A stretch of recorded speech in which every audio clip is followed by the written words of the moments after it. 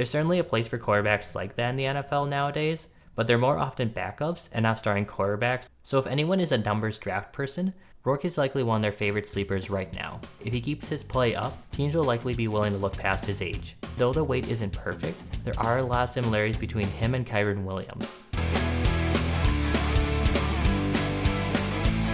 Hey y'all, and welcome back. With us getting about a month into the season, this week I want to include a few names with a number of players that I feel have been going under the radar so far to start the season. As usual, I'll be identifying 2 quarterbacks, 2 running backs, 2 wide receivers, and 2 tight ends who are eligible for the 2025 NFL Draft that I'll be watching this coming weekend. Though I included some under the radar guys, there are definitely more that I missed, so make sure to let me know who you'll be watching this weekend. Also, as a bit of an update, I plan to still try to stick to uploading these every week, but both my professional and personal life are starting to get a little bit hectic for the next month or so there might be a little bit of delay at some points. Like I said, I'm planning to do everything I can to try to keep with my current schedule, but if you want to make sure you don't miss future watch list videos and future content, be sure to subscribe. Now let's get to this week's list. Kicking things off with quarterbacks, it kind of goes against the under the radar statement I made earlier, but we'll get to that later, I swear. But I'll be watching Jaxson Dart from Ole Miss. In my summer rankings, I had Dart much lower than consensus and got some pushback, and Dart's start to this season likely didn't help my justification for having him as my QB 14 going into the season. However, Dart's most recent game against Kentucky showed a lot of my concerns I've had for Dart for the past few seasons.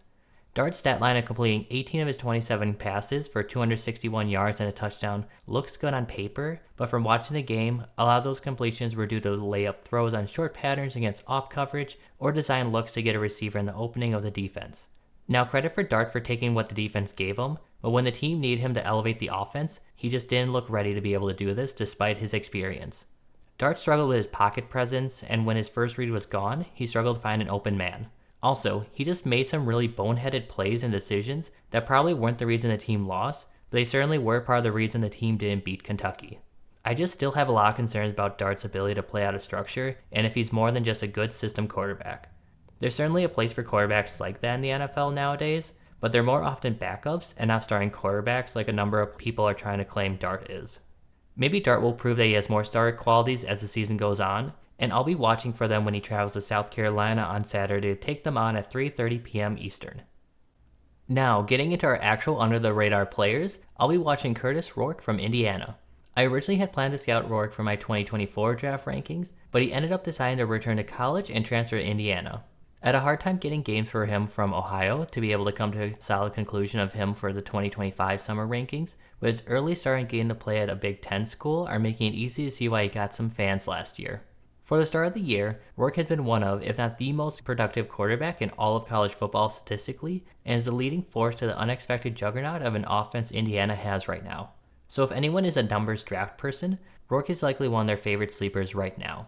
However, he isn't just putting up good numbers, his accuracy and ball placement have been incredible, and he has thrown with great anticipation despite being new to the team. I'm not certain if he has the arm strength to be a full-time starter in the NFL, and I'll need to get a closer look at that. However, he is showing that he has the makings to be a great backup, potentially a bridge starter for a team.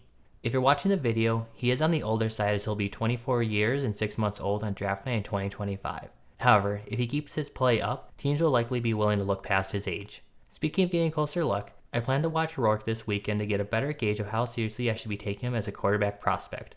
So be sure to watch Kurtis Rourke travel to Northwestern this Saturday to take them on at 3:30 p.m. Eastern.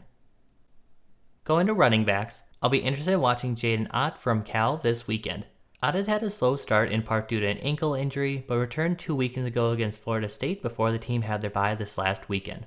Ott's best traits are his acceleration and his straight line speed, so it's been disappointing that he hasn't been able to put up any highlight plays yet, but I'm hoping he's back to this now that he's fully healthy. I'm also hoping that he can show off his receiving skills, since he has some of the better hands in this prospective draft class, and with his explosiveness, he's a big play waiting to happen and the team gets him in space. Ott has the potential to be up there with some of the best backs, but he needs to play catch up now with a lot of the other backs already putting up big numbers and being stuck in a deep draft class. He has the skill to ascend in the group and has a great matchup this coming weekend to help to get some national attention. It's going to be a very late game for a lot of people, and admittedly, I'll probably be watching this game Sunday morning before the NFL games, but if you're planning to stay up late Saturday or you can record it, be sure to watch Jaydn Ott travel to number 8 ranked Miami to take them on this Saturday at 10:30 p.m. Eastern. For another under-the-radar player who made it on my stock report article this week, I'll be watching Jonah Coleman from Washington. Coleman has been off to an impressive start after transferring from Arizona to take over with the departure of Dillon Johnson. Despite the change in regime, they are still using Coleman as a workhorse like the team did with Johnson the previous season. Coleman has been a good pass blocker in his college career and has continued this so far while also contributing in the receiving game. On top of that, he has run with some fantastic contact balance and has been a bowling ball as a runner. With his skills as a runner and receiver, he could become a good stopgap option for an NFL team if given the opportunity, and though the weight isn't perfect, there are a lot of similarities between him and Kyren Williams. I still have concerns if he can be a true starter since he isn't the most dynamic player in terms of making players miss in space and has questionable athleticism. However, the skill set is undeniable and should give him an opportunity on an NFL roster at his age if he decides to declare and as long as he doesn't bomb the combine. Coleman has been passing the eye test for most of the season and will have a big test this weekend when he takes on number 10 ranked Michigan. If he passes the eye test against another tough defense like Michigan, I think it'll be time to take him seriously as a prospect in this deep running back class. So be sure to catch a possible fast riser this Saturday at 7:30 p.m. Eastern. Another riser who had his first quiet day this past weekend is Kobe Hudson from UCF. Hudson caught my eye last year when I was scouting 2024 4th round pick Javon Baker. If you're a fan of Baker, you would likely become a fan of Hudson as well since there's a lot of similarities, so much that I actually had to double take a few times last draft cycle to make sure I was watching Baker and not Hudson. With Baker gone and Hudson the clear top receiver for the team, Hudson had been on fire before a relatively underwhelming game against Colorado. This is especially impressive given the struggles KJ Jefferson continues to have as the quarterback. However, despite his struggles, Hudson has been playing like an alpha and is set to break his career highs this season. His hands look a lot clearer than last year, and he continues to run quality routes, can win over the top, and he can make some great high point catches when given the chance. If he keeps this up, I think he'll get similar hype as Javon Baker, and his highlights will likely get a lot of fans in him as well.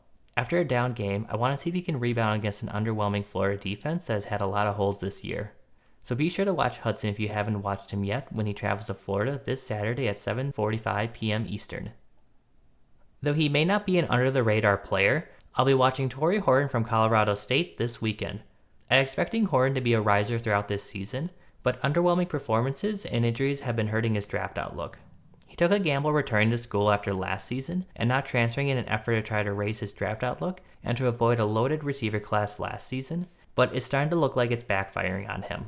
Quarterback play has definitely hampered Horton's production, and Colorado State's offensive line taking a step back also has made it difficult for Horton to make big plays downfield like he did last year.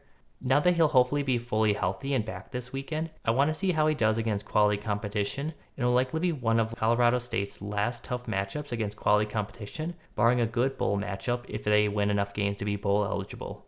So I'll be watching Tory Horton this Saturday as he travels to Oregon State to see if he can come closer to the playmaker he was last year. If he disappoints, I'm concerned that his profile will have a big asterisk since he came up short against Texas and Colorado, as you can see on the screen. So check out Horton this Saturday at 6:30 p.m. Eastern when he travels to Oregon State. Finishing things with tight ends, I'll be watching Bryson Nesbit from North Carolina. I've always been a bit suspect on Nesbit since he basically looked like a big slot and not a true tight end, which you can tell if you're watching the video that has been the case this season with his 86.1% snap percentage from the slot this year to start. However, with him as a slot exclusive, he felt really underwhelming as a receiver and felt like he wasn't impactful enough to have a player that's limited to one spot on the field. What also has made things worse for him this year is that he's been dealing with a fair amount of drops as well. Again, if he's going to be limited to essentially be a big slot receiver, he can't afford to have any receiving ability be in question. With the injury to Max Johnson in Week 1, North Carolina's passing game is a bit of a mess, so part of the issues outside of the drops aren't Nesbit's fault. However, he still has a good chance to establish himself and be a much-needed leading force for the team's passing attack. He also has been solid to start this year, but primarily played well against lesser competition and has just been okay against better opponents like Minnesota and Duke. So I want to see if Nesbit can step up and be more of a force in the passing game and give the passing game a strong option who can be relied on against tougher competition. So check out Nesbit take on Pittsburgh this Saturday at 12 p.m. Eastern. For the final name on this list, I'll be watching similarly disappointing tight end Jack Velling from Michigan State. Velling had fairly high expectations and was expected to be a regular contributor since he was transferring from Oregon State to Michigan State with his Oregon State quarterback Aiden Childs.